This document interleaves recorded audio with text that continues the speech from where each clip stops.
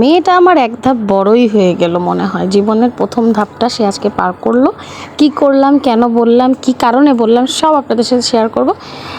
কি অবস্থা সবার, ওয়েলকাম করছি আমার ইউটিউব চ্যানেল হ্যাপি আপা। তো কেমন আছেন সবাই, অবশ্যই কমেন্ট করে যাবেন, আর কে কোথা থেকে দেখছেন সেটাই। তো এতক্ষণ যে আকাশটা দেখছেন, আকাশটা অনেক সুন্দর লাগছে, কিন্তু আকাশের মাঝখান দিয়ে তার যাচ্ছে, এই আর কি। তো আর এই যে আজকের আকাশটা এত সুন্দর ছিল, আলহামদুলিল্লাহ। মানে একদমই কুয়াশা, মানে মেঘ ছিল না। তার উপরে আমি মুনতাহাকে বলতেছিলাম যে আকাশে দেখো কত সুন্দর তুলো। তো আমি তো তুলো বলছি, ও বলতেছে আকাশের রং মাঝে মাঝে এত অদ্ভুতভাবে সুন্দর লাগে যে মনে হয় ইস, যদি ওই আকাশে যেতে পারতাম। তো অবশ্যই আকাশে একটা সময় চলে যেতে হবে, আকাশের ওপারে চলে যেতে হবে। তো আজকে আপনাদের সাথে একটা কথা শেয়ার করে রাখি, সেটা হচ্ছে আমি আমার পরিবারের সাথেও শেয়ার করেছি, আমার হাজব্যান্ডের সাথেও শেয়ার করেছি, মানে আপনাদের ভাইয়ার সাথেও। তো ভাইয়াকে বলে রেখেছিলাম যে আমার মৃত্যুর পর যেহেতু মানুষ মরণশীল আর মানুষ মারা যাবে, তো আমাকে জানি আজিমপুর কবরস্থানে দাফন দেওয়া হয়। কারণটা কি জানেন? এই আজিমপুরে আমার ভাই আছে, এই আজিমপুরে আমাদের আত্মীয় স্বজন আছে, আর অনেক অনেক মানুষ আছে, অনেক। তো এই কবরস্থানটা কেন জানি না আমার বাসার পাশে, আর আমি আজিমপুর এত ভালোবাসি, মানে আজিমপুরে আসলে আমার কলিজাটা এত বড় হয়ে যায়। ওই যে কথায় আছে না, যার কাছে যে জায়গা ভালো লাগবে সে তো সেখানে বারবার যাবে। তো আমার যত যাই হয়ে যাক না কেন, আমি আজিমপুরে আসলে আমার কলিজাটা ঠান্ডা হয়ে যায়, দিল খুশ হয়ে যাতি হ্যাঁ। তো তারপরে মা মেয়ে খুব মজা করছিলাম আর ভিডিও বানাচ্ছিলাম। তো এটা আসলে আপনাদের সাথে জাস্ট একটু শেয়ার করা, আমার ভালো লাগার সময়গুলো, খারাপ লাগার সময়গুলোও করি না, কারণ খারাপ লাগাটা আমি চাই না কেউ দেখুক। প্রতিটা মানুষেরই হাসি কান্না সবই আছে লাইফে, আমারও আছে, আমার তার ব্যতিক্রম হবে সেটা না। নামটা হ্যাপি হতে পারে, আলহামদুলিল্লাহ, দুঃখ সুখ সব মিলিয়ে ভালো আছি। তো সহজভাবে চলার চেষ্টা করি। আর হ্যাঁ, ওই যে বললাম আপনাদেরকে কি করলাম, মেয়ে আমার বড় হয়ে গেল, কেন হয়ে গেল, সবই আজকে আপনাদের সাথে শেয়ার করব। একটু ধৈর্য ধরে ভিডিওটা দেখতে হবে। আর দেখেন আমাদের কলোনিটা কিন্তু দেখতে দেখতে পুরোটাই আপনাদেরকে দেখাই ফেলছি, কারণ এই কলোনিটা একটা সময় পুরো সবুজ ছায়ায় ভরা ছিল। আর এই যে আমাদের সেই ভাইরাল, মানে ফেসবুকে প্রচুর ভাইরাল আমাদের সেই নতুন মসজিদ। তো তারপরে এই দেখেন আমরা মাঝখানের ভিডিও নিতে পারি নাই, এই যে আমার আম্মু আর আমার মা কি বলে শুনেন।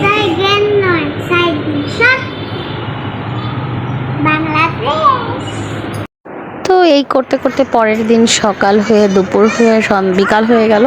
হঠাৎ করেই ভাবিকে ফোন দিলাম, আমার ডার্লিং ভাবিকে ফোন দিয়ে বললাম ভাবি আপনি কোথায়? ভাবি বললো ভাবি বাসায় আছে। তো আমি বললাম আজকে যদি ফ্রি থাকেন, মুনতাহার সেই এক ধাপ এগিয়ে যাওয়ার কাজটা শেষ করতে চাই। তো সেটা হচ্ছে কান ফোটাবো আজকে, মুনতাহার কানে রিং পরানোর জন্য। কারণ আমার মেয়ের খুব শখ হয়েছে, তার বান্ধবীরা করছে, তার জান্নাত বান্ধবী করছে। প্রথমে করেছে আদিবা, তারপরে করেছে জান্নাত। দাঁড়াও বাবা, এই কান কি করবা? তাকাও মার দিকে।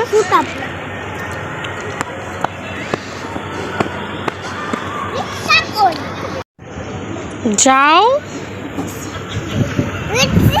তো আমরা রিক্সায় উঠে গেলাম, আর এই যে মা মেয়ে একটু সেলফি নেওয়ার চেষ্টা করছিলাম, বাট হচ্ছিল না সেলফি। এই ফোনে আমি কেন জানি সেলফি তুলতে পারি না, মানে ভিডিও সেলফি।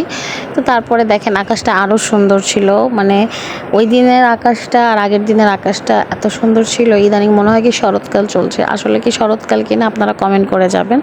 আর এই যে আমাদের কলোনির এই গেটটাই খোলা থাকে, আর এটা বলতে চাই এটা খুবই একটা কষ্ট আর পেইনফুল একটা ব্যাপার। কলোনিতে অনেকগুলো গেট আছে কিন্তু কোনোটাই খোলে নেই, দুইটা ছাড়া। তো যাই হোক, তারপরে এই যে করতে করতে ভাবির বাসা নিচে থেকে আগে পার্লারে আসলাম। তো পার্লারে আসলাম পরে সে তো খুব এক্সাইটেডের লেভেল ক্রস করে চলে গেছে। তো কেন? সে আজকে বন্দুক দিয়ে কান ফোটাবে। তো এদিক দিয়ে বন্দুকে গুলি ভরে ঠুস করে ফুটিয়ে দিল। দেখেন সে কিন্তু কোনো রকম ভয় পাচ্ছিল না। আর আজকে এটা আমি ক্যামেরা বন্দি করে ফেলছি এই কারণে, যাতে সে বড় হলে দেখতে পারে যে তার মা কত বড় ক্যামেরাম্যান ছিল। দেখেন আমি ভয় পাচ্ছি লিটারেলি, বাট সে একটু ভয় পাচ্ছে না, উল্টা আরো হাসতেছে, কেলাচ্ছে। তার যেই কয়টা দাঁত আছে, নট 32টা, এখানে হবে 20টার মতো। তো এই দেখেন খালি দাঁত দেখাচ্ছে। হ্যাঁ, তো মানা করি যে এত দেখাও না, মানুষের নজর লাগে না, সে কি শুনে। তো সে আজকে ওই আপুর পার্লারের মনের মঠেল হয়ে গেছিলো এক প্রকার। আপু টিকটক আইডিতে অবশ্যই এই ভিডিওটা ছাড়বে, না জানি ছাড়ছে এখন আমি জানি না। তো যাই হোক, আর এই দিক দিয়ে আমরা মঠেলকে ভিডিও করছিলাম। মঠেল তো সেই এক্সাইটেড, মঠেলের কথা যে কোনো ব্যথাই লাগে না, আরও 5-6টা ছিদ্র করে দাও, কোনো সমস্যা নেই, কোনো সমস্যা নেই, ওয়াও। তো তারপরে এদিকে আমি মজা করতেছিলাম, কি রে কেমন লাগে, বলে মজা মজা। তো কান ফোটাতে কি মজা লাগে আমাকে কিন্তু অবশ্যই জানাবেন। তো ওদিক দিয়ে আমরা কান ফোটানো কাজ শেষ করে ভাবির বাসায় যাব, সরি আন্টির বাসা বলে ফেলেছিলাম। তো এই যে এখান দিয়ে আপনার চিপসের মালা সাজানো আছে, তো আমরা এই চিপস খাবো না, আমরা চলে যাবো ভাবির বাসায়। তো ভাবির বাসায় যাওয়ার আগে পেয়ারা নিয়েছিলাম, কয়দিন পরে দেখা তোমাদের চাইছিলাম কিন্তু না, আমার ভাবি জানে দিয়ে দিয়েছে, ভাবি। কিন্তু পেয়ারাগুলো সত্যি কথা কষ্ট ছিল, মানে কি বলে কষা না, শক্ত ছিল। তারপরে চলে আসছি আদিবাদের বাসায়। তো শুনে ওরা কি করে আর ওরা কি বলে।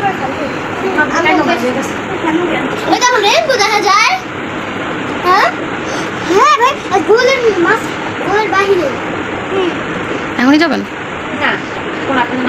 দেখি এটা হলো আদিবার কান, আর দেখি তোর কান মুনতাহা। এদিকে আদিবার মুনতাহা দুষ্টু দুষ্টু করতেছিল, মজা করতেছিল, তারপরে চিপস চকলেট খাচ্ছিল। আর এই যে আমার জানেমান ডার্লিং আলু ভর্তা করছিল, বেগুনকে চটকাচ্ছিল, আর এদিক দিয়ে পেঁয়াজু আলুর চপ সব কিছু নিয়ে একদম আলু ভর্তা বানাবে না, সরি মুড়ি মাখা বানাবে। তা আমি বলছিলাম ভাবি যদি কারো উপরে কখনো কোনো কষ্ট থাকে, আলু ভর্তা করতে গেলে, কোনো ভর্তা করতে গেলে বা মুড়ি মাখাইতে গেলে, সে চিপড়ানিগুলো দিতে হয়, কসলানিগুলো দিতে হয়, এগুলো দিতে থাকেন, বেশি করে দিবেন, দেখবেন আপনার মুড়ি ভর্তাও স্বাদ হবে, আবার মনের ঠান্ডা কষ্টগুলো ঠান্ডা হয়ে যাবে। তো আমি জানি না ভাবি আমার এটা কথাটা প্রয়োগ করেছে কি না, তো ভাবি জেনে থাকলে অবশ্যই কমেন্ট করে যাবেন। আর তারপরে যে মুড়ি আমি এক হাত দিয়ে ঢালতেছিলাম আর এক হাত দিয়ে ভিডিও করতেছিলাম, পরে ভাবিও একটু হেল্প করলো। আর এই যে এদিক দিয়ে মুড়ি মাখা হয়ে যাবে, খেয়ে পুরো চমলক্ষ হয়ে যাবো আমরা সবাই।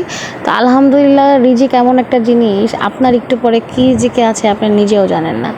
আপনি এদিক দিয়ে খাবার রেডি করছেন খাওয়ার জন্য, কিন্তু সেই খাবার আপনি না খেয়ে, এমনও অনেক মানুষের কথা শুনেছি যারা দুনিয়া ছেড়েই চলে গেছে, আর কখনো তাদের খাওয়া হবে না। তো আল্লাহ সকল ব্যক্তিকেই হেদায়েত দান করুক, আর সকলকেই আল্লাহ সুপথে রাখুক। তো তারপরে দেখেন আসল জিনিস তো গেলই, তারপরে এটা হচ্ছে তার থেকেও বড় আসল জিনিস, কবরস্থান। যে কবরস্থানের কথা আমি প্রথমে আপনাদেরকে বলেছিলাম, কারণ দিন শেষে এটাই হচ্ছে একমাত্র নিজের স্থান বলে, বা নিজের একমাত্র ঠিকানাই হবে এই কবর।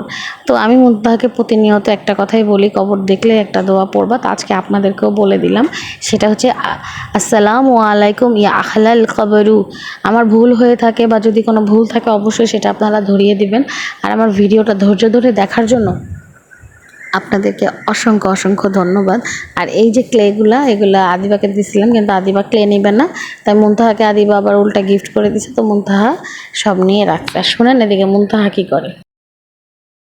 মুনতাহাকে তো দেখলেন, মুনতাহাকে রাত্রেবেলা কান্নাকাটি করতেছিল। তারপর আর এদিকে সে দেখি মিনু এত ক্লান্ত বেচারা, 3 বাচ্চাকে খাওয়ায় আর কুড়াতে পারে না। কেন? দেখি দাঁড়াও, এই যে ঠিক হয়ে যাবে। কেন তুমি না তখন হাসলা, কান্না করো কেন? আরে